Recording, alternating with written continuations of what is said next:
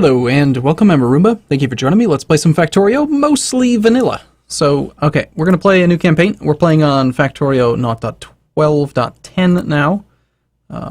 Actually, I think there's a new update, but it broke all the mods. So we're sticking on the one that actually allows the mods to work.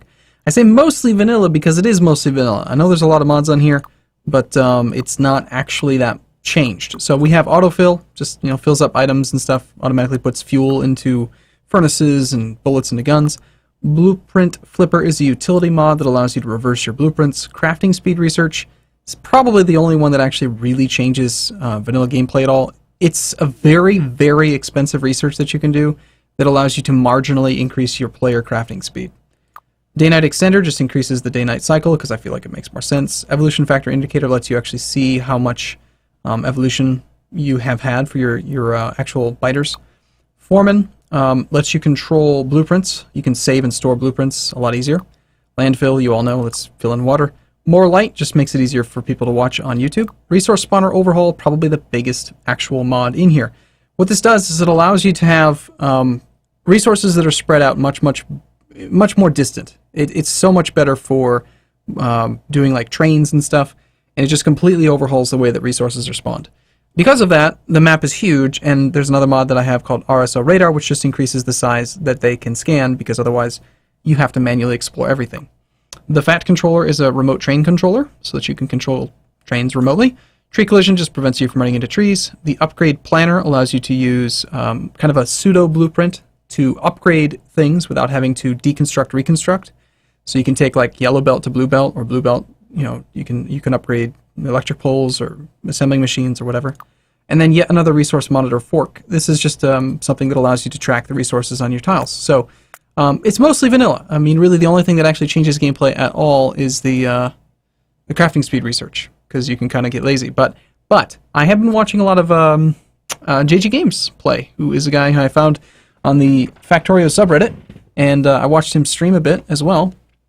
Learned a few things about the way that he does a main bus, and I've kind of modified it slightly for my own liking, but for the most part, I really, really like his approach. So we're going to try doing some of the things his way, and some of the things my way, and some of them halfway in between.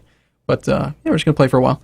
So the goal of this campaign is going to be to get to the rocket defense and get the factory to be building lots of components for rocket defense via belt. We are not, I promise, I swear to God, this is not going to turn into another robot swarm thing. So here's my rules when it comes to construction robots.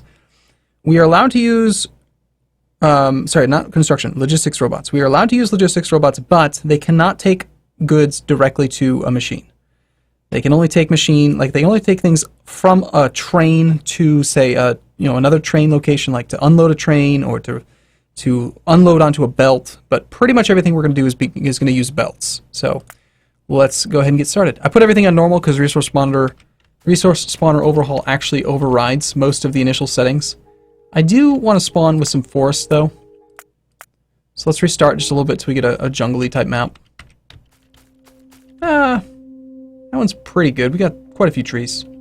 Seems good. There's a lake in the way. Never mind. Not that many. There we go. Got some trees down there. I like it. Cool.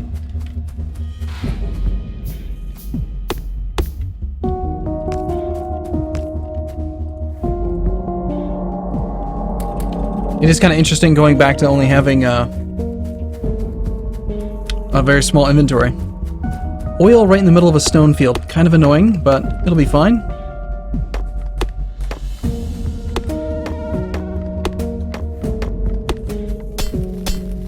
So yeah, I do have a spreadsheet that I made that I'm going to use to help me decide like where to put stuff. So that'll be fun. I don't quite need it just yet, but part of the goal of this campaign is going to be to not have to replace things very often. I have found a new love for iron chests.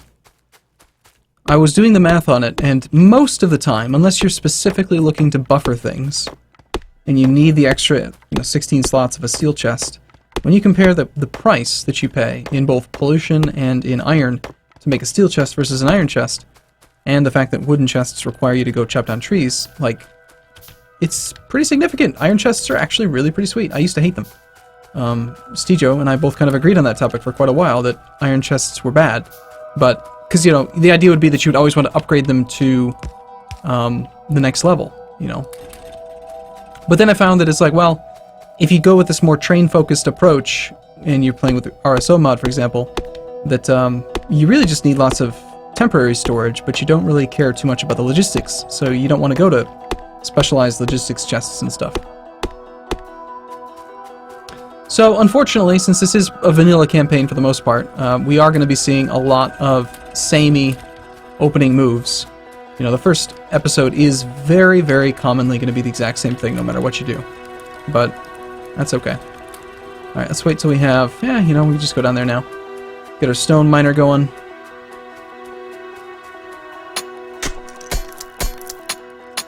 I also watched a new record get done.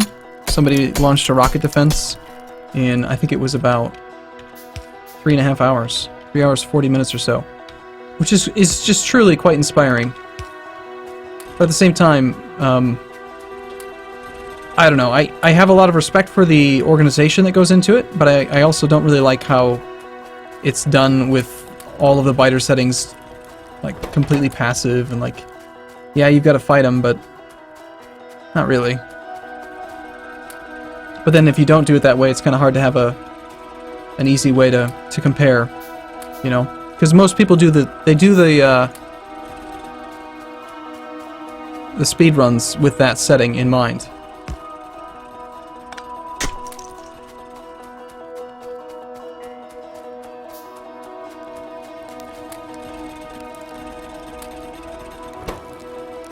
Okay. So we're probably going to do about 6 to 8 of the iron mines. 4 coal, 2 copper, probably 2 on stone. Immediately knock out our power.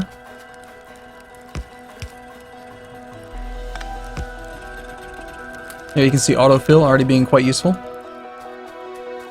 I'm going to get a little bit of extra coal right now just so that I don't have to mess with it too much. It's quite annoying to have to spend a lot of time messing with coal.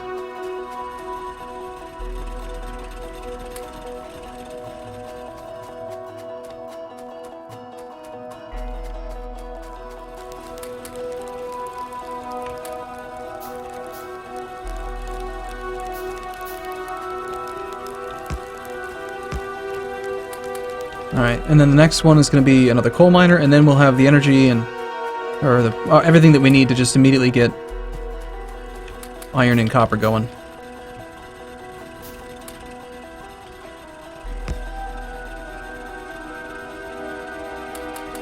Alright, that should be totally good. We'll give you a little bit of coal, and we can go focus on iron. So immediately get this thing up to like 6 or 10, probably 8. 8 is probably plenty.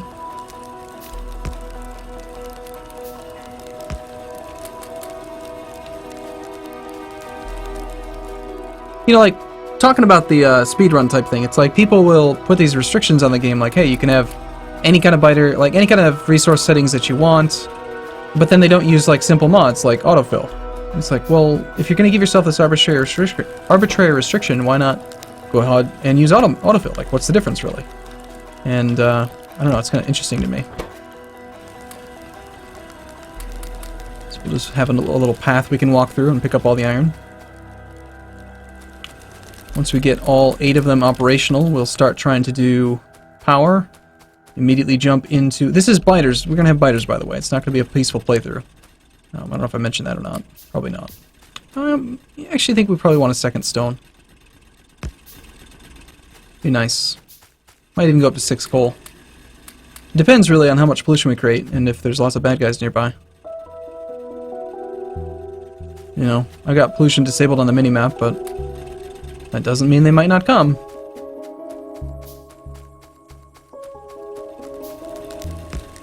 They could come very soon, in fact.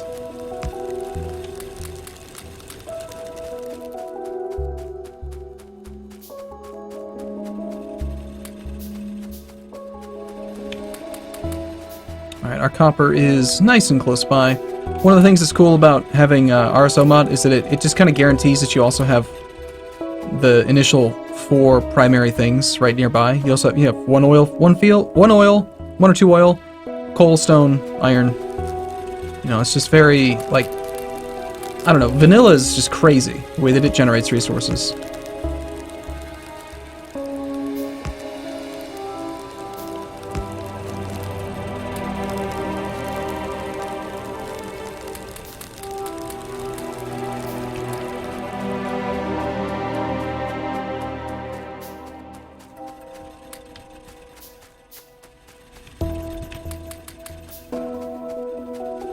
Okay.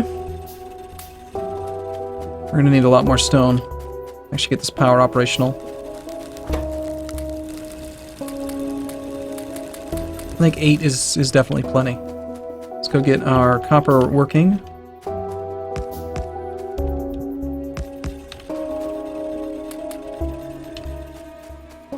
That gives us our 5th steam engine.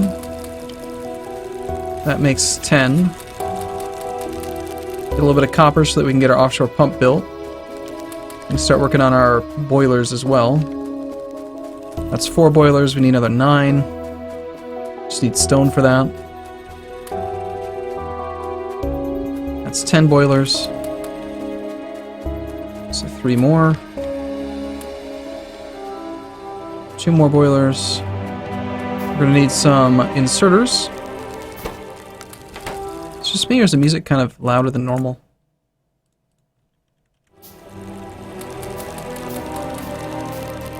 Okay, we'll also want some small electric poles. I've lost count now on my boilers. I think that I had, yeah, okay, we needed 2 more. Okay, that'll do that. So we get our first round of power, 5 megawatts. Now we need 13 inserters. Let's lock our power.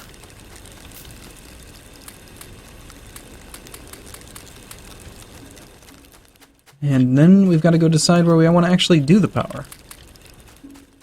Okay, we're going to need one of those. There's 10 inserters. Probably copper that's holding us up on more.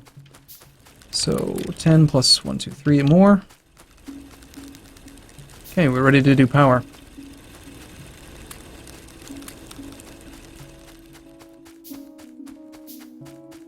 These bodies of water are not very substantial.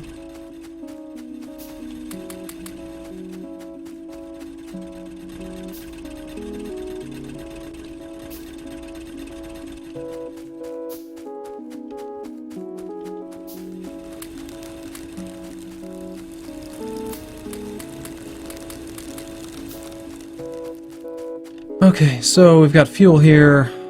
I'm thinking power can probably go south of that water. I do need to kind of get a radar up pretty quick. We should probably get one of those built. So as soon as we get the power up, we can get that done.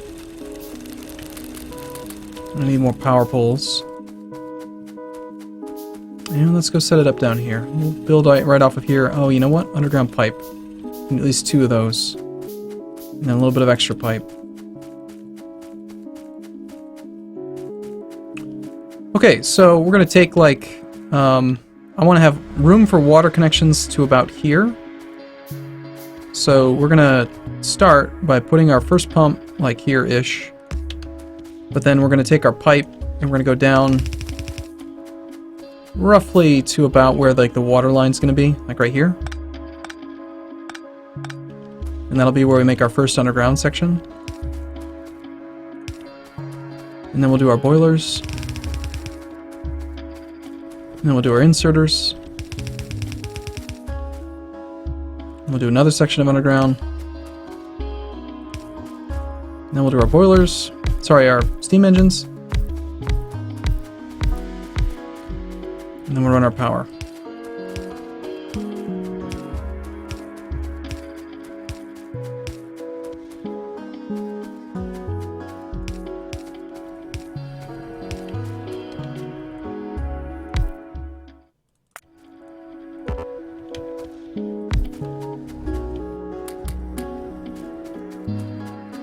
Actually, it took all my fuel, didn't it? We don't need to give it any more. Let's get our 10 red. For some reason the game does lag just a tiny bit occasionally with RSO mod. I'm not really sure why. Might just be because of the size of the map. The way that it's spawning resources, or the way that it's... I think that it's you know, it's doing chunk-based resource generation and stuff.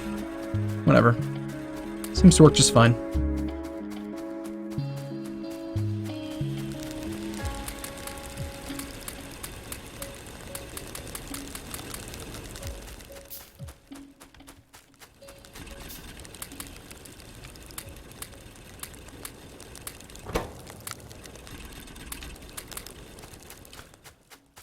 And we'll get a few more of those going. Actually, let's not quite make so many. Let's instead get some circuits and some gears so that we can knock out our first assembling machine.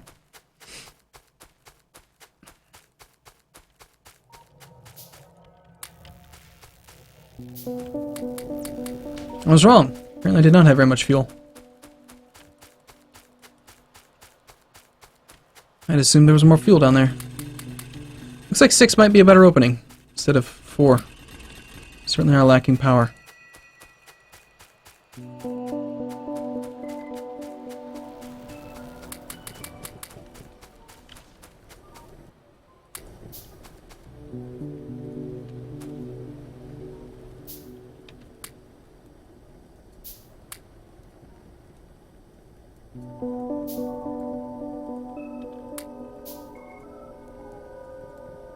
Long-handed inserter, we'll do a fast inserter.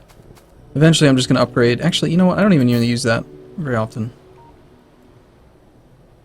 Let's just clear those out. They're rare enough, actually, that I think I can avoid it. Alright, these things use a ton of power now. They use 4 times as much power because they can scan 4 times as far.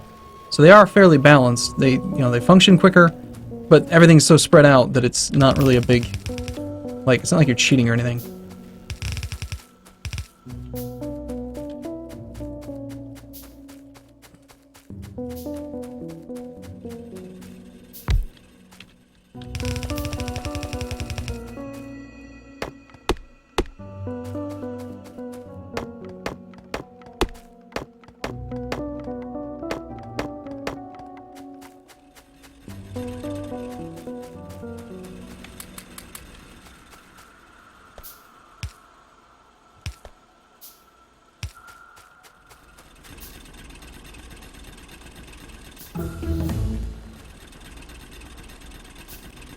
Alright, so now we gotta get our red science automated so we can focus on trying to get a miniature main bus started. And I want to try to build right into it right away. Like, I'd really prefer to not have to relocate anything, because it slows down how quickly you can get things started by quite a bit. And it used up all my fuel.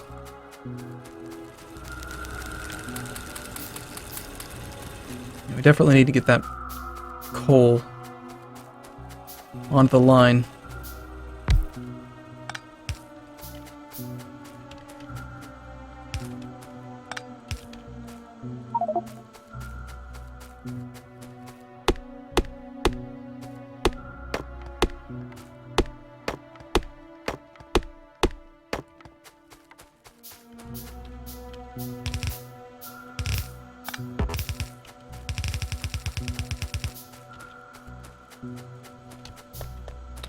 Okay, cool. Well, we don't have red science automated just yet, but almost there.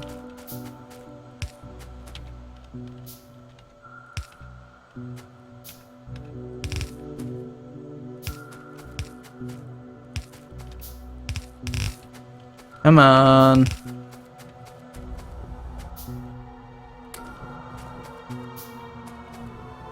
That thing is burning through my fuel very quickly. But it's helping us to scout, which is useful. So we've got a fairly sizable stone deposit. These deposits are actually pretty close by, all things considered, with the RSO mod. Okay. Alright, I am going to take a short break here. I do look forward to seeing you in the next video. Thank you for watching, everyone. See you soon.